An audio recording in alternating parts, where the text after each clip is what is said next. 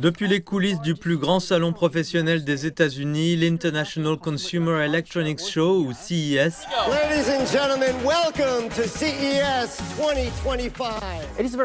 il est très facile de repérer les produits chinois pour leur innovation et leur attrait.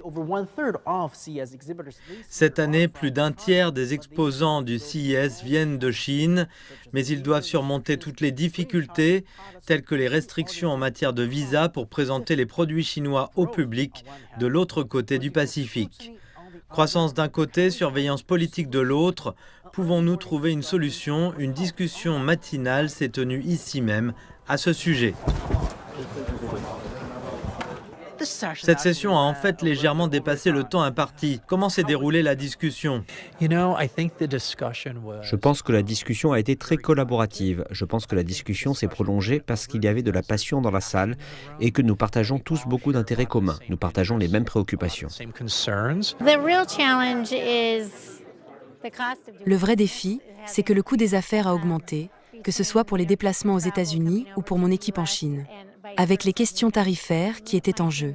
Cela n'a jamais vraiment changé après la dernière administration Trump. En fin de compte, cela peut vraiment affecter le marché de la consommation. Quelle est l'importance de continuer à faire des affaires avec la Chine? Je pense que c'est très important pour nous tous.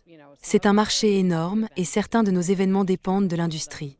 J'ai entendu dire qu'un tiers de leurs exposants et des pourcentages similaires de participants viennent de Chine aux États-Unis pour, j'ai cru comprendre, spécifiquement le salon du plastique et le CIS, qui est une industrie différente de la mienne. Je suis dans l'industrie de l'aviation, mais c'est toujours un marché super important, en particulier pour la croissance. Les États-Unis et la Chine sont les deux plus grandes économies du monde.